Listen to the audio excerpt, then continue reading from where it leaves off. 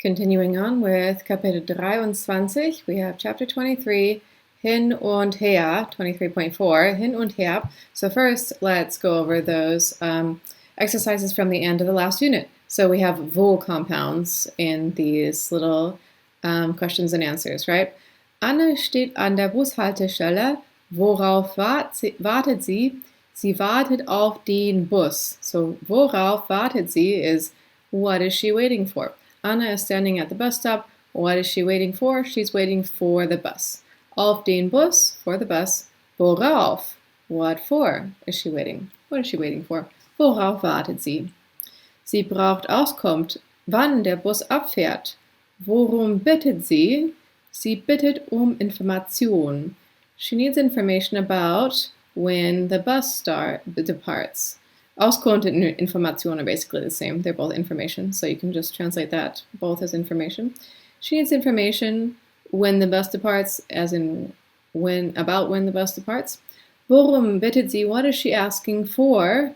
She's asking for information. Because bitten is just the way you say ask for, even though doesn't technically mean for, but in this case it does, because that's just how that verb works. Bitten ask for.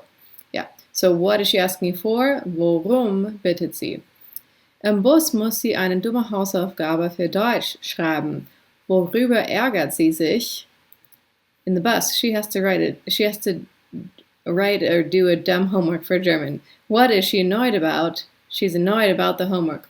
Worüber ärgert sie sich? What about is she annoyed? Or what is she annoyed about? She's annoyed about the homework. Sich ärgern über is to be annoyed about something. Claudia will nächstes Jahr aufs Gymnasium gehen. Wofür hat sie sich entschieden? Sie hat sich für das Gymnasium entschieden.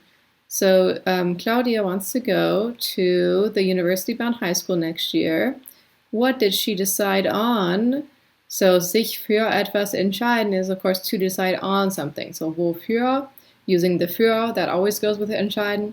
What on did she decide? What did she decide on? She decided on, sie hat sich für das Gymnasium entschieden. She decided on the university-bound high school. Yeah. Okay, so Nummer 5. Am Wochenende gibt Barbara eine Party. Worauf freut sie sich? Sie freut sich auf die Party. And the answers here, yeah, they're there. On the weekend, Barbara is giving a party, as in hosting a party. What is she looking forward to? Worauf freut sie sich? To what is she looking forward? Or what is she looking forward to? She's looking forward to the party. Sie freut sich auf die Party. Stefan versteht das Thema in Physik kaum. Which is, Stefan hardly understands the topic of physics, or the topic in physics, whatever the topic is, yeah. What does he not understand much? Wovon versteht nicht viel? What does he not understand much? Or of what does he not know much? Wovon could be like, of what does he not know much? He doesn't understand physics much. Or he doesn't know much of physics, yeah. Okay, so Stefan muss einen Bericht für Physik schreiben. Wovor hat er Angst? Er hat Angst vor Physik. So Stefan has to write a report for physics. What is he afraid of? So to be afraid of is Angst vor something haben, right? Angst haben vor. So when you want to make that a what of, you say wovor hat er Angst? Er hat Angst vor Physik. Nächste Woche hat Stefan 2 Prüfungen. Woran denkt er? Er denkt an die Prüfungen. Stefan has 2 tests next week. What is he thinking about? So what about is he thinking? Or what of is he thinking? So what is he thinking about? What is he thinking of? He's thinking of, er denkt an die Prüfungen. He's thinking of the tests or about the tests. Yeah. Okay, so now let's do hin und her.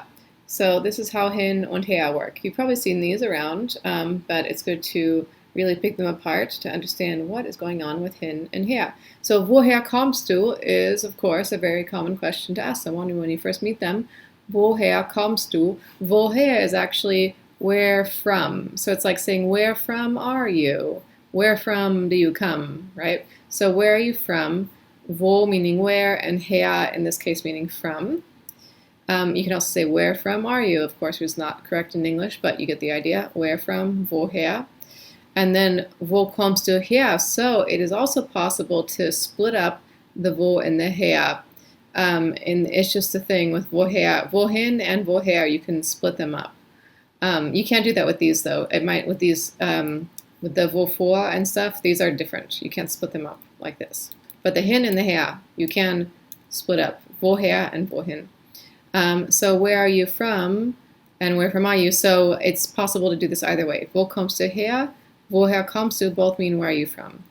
And then wohin gehst du is where are you going to? And in English, we say where are you going? And that implies where are you going? Or are you going to? But we don't usually say the to in English. But in German, you need that hin, which actually means to. To where are you going would be not good English, but it is more parallel to the wohin. And then you can also take off that hin and move it to the back, the same as her. Wo gehst du hin? Where are you going to? Or the same to where are you going? So wohin gehst du? Where are you going? Wo gehst du hin? Also where are you going? It's just optional to take off the hin or the her and put them after. So we can look at, this is a very common error when people learn German is they want to say wo gehst du, right? Because that means where are you going? But wo means where in a stationary sense. So it doesn't, what's happening is when you're asking someone where you're going, you're really asking where you're going to. So it should be wohin gehst du, because it's where to are you going. So the question is wohin gehst du whenever you want to ask someone where they're going to. Yeah. And then here's the thing though, gehen can mean to go or to walk. So it can mean like to walk on foot, right? So wo gehst du is actually a possible, this one wo gehst du, it's usually an error, but it is actually a possible grammatical sentence. But what it says is wo gehst du actually means where are you walking within a room or a building. So it like not going, crossing a border like from inside to outside a building, or just like where are you walking within an area. So it's possible that could happen, but it would be a very rare question to ask. So the question you probably want to ask when you ask where someone is going is wohin gehst du, or you could say wo gehst du hin, either way. So let's look at the difference between wo and wohin and woher, because they are all different from each other, right? So wo is stationary or within an area, and then wohin, away from the speaker, and woher, towards the speaker. So when you say woher kommst du, you're saying where from are you, where, and you've come from somewhere to me. You've come towards the speaker from somewhere else, woher. And then wohin, when you say where are you going to, you're saying you're going from here to somewhere else, away from the speaker. So wohin is where to, as in away from the speaker. So we have, for example, wohin gehst du heute Abend? Where are you going tonight? Where to are you going? Like we're sitting here together, but you're going somewhere else. So it's away from the speaker. Where are you going to tonight? Or just where are you going tonight? And then you can ask, woher kommt Arnold Schwarzenegger? Where does Arnold Schwarzenegger come from? Where is he from? And you can say, wo liegt Köln? So now we're asking, where does Cologne lie on the map, or where is it? So where is Köln? Where is Cologne? So that's stationary, right? It's on the map. It's just not moving. And then this one is woher weißt du das, which is where do you know that from, or how do you know that? So where from do you know that? Where did you get that from? Woher weißt du das? And then you have wohin hast du die Zeitung gelegt, which is where did you put the newspaper? But it's not just where did you put it, it's where did you put it to? You like put it somewhere away from here. So that's why it's wohin. And then Nummer 6, wo sind meine Bücher? Where are my books? Just stationary. They're sitting somewhere. Where are my books? And then wo hast du die Blumen gefunden? Where did you find the flowers? You found them in a certain spot. Just normal stationary wo. And then woher hast du diese Blumen? Which is where did you get these flowers? Where do you have them from? Where from have you the flowers? Where do you have the flowers from? Woher? And so we also use hin and her as parts of some verbs. They sort of combine with verbs to make a these sort of movements from towards me and away from me, right? So we have Ralf says, arbeitest du noch in Bernau? Do you still work in Bernau? And then Lisa says, ja, ich fahre jeden Tag hin und her. Yes, I drive there and back every day. So it's like they're not in Bernau, they're somewhere else. And she says, I drive away from me to Bernau and then back every day, there and back. Hin und her. So what's happening is we're combining hin with fahren to drive there. It's working like a separable prefix. Hinfahren, herfahren, to drive there, to drive back. Yeah. And then we have, for example, we have like, sollen wir hineingehen? And this means, should we go in?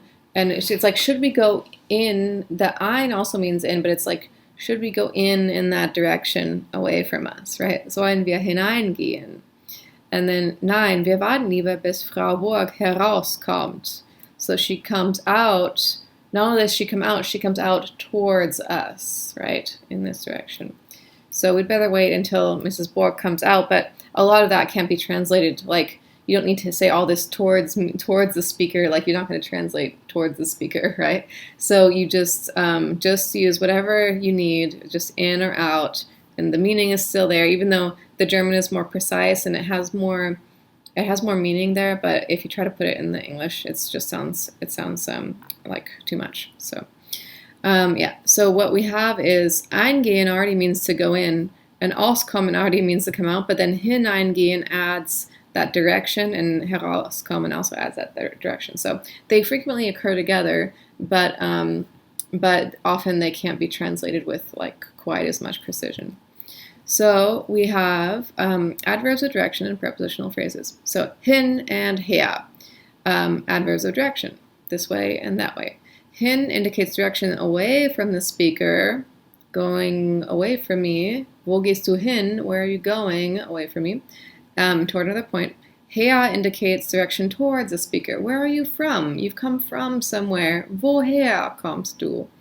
So when the directional adverb comes at the end of the prepositional phrase, it emphasizes where the situation or action is headed or coming from. And hin and her are a lot of times just left off of the translation. So because a lot of times the verb already has that meaning in it. So like in this one, die Feinde sind nach allen Richtungen hingeflohen. The enemies fled in all directions. So fled is geflohen. Sind geflohen is fled. So it's like the enemies fled in all directions away from us, right? In that direction. But we already have nach allen Richtungen, which means in all direction, and then the verb geflohen, fled, already implies it. So it just doesn't. If you added it, it would sound like too much, right? Die Vögel sind von Süden hergekommen. The birds came from the south. So we just don't have a similar thing in English, right? When you say they came, it already sort of implies that they're coming towards us from somewhere else, so you don't really need it. And then do not be distracted by hin or her or extra adverbs of directions that don't translate. Some that occur very regularly are von aus. Yeah, so sometimes it seems like it's saying the same thing twice. Von diesem Standpunkt aus gesehen, seen from this perspective. Aus means out of a lot of times, right?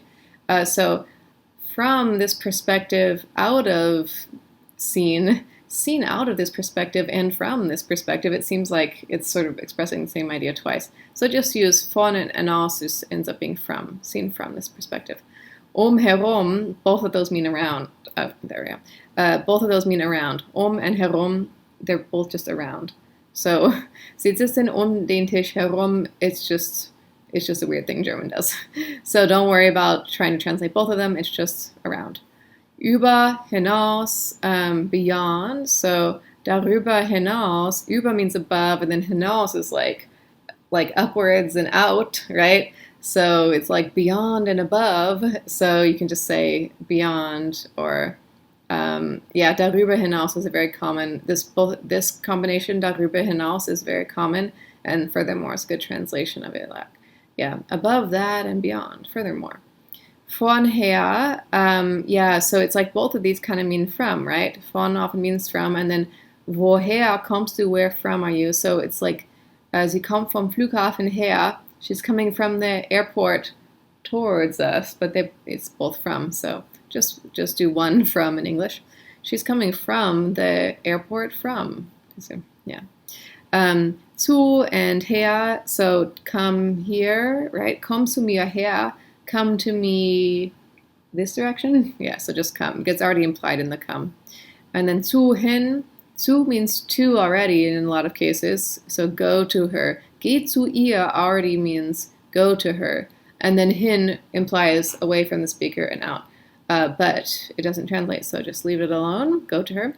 Nach and hin, to and towards, yeah. So nach Bonn fahren wir nicht mehr hin. Yeah, we're not going to Bonn anymore. It's hinfahren. We had that example a moment ago, to drive somewhere, right? Yeah.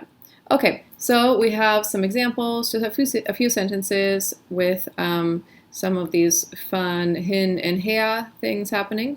So go ahead and give those a little translation, and we'll see each other in the next video. Wir sehen uns im nächsten Video. Bis bald. Tschüss.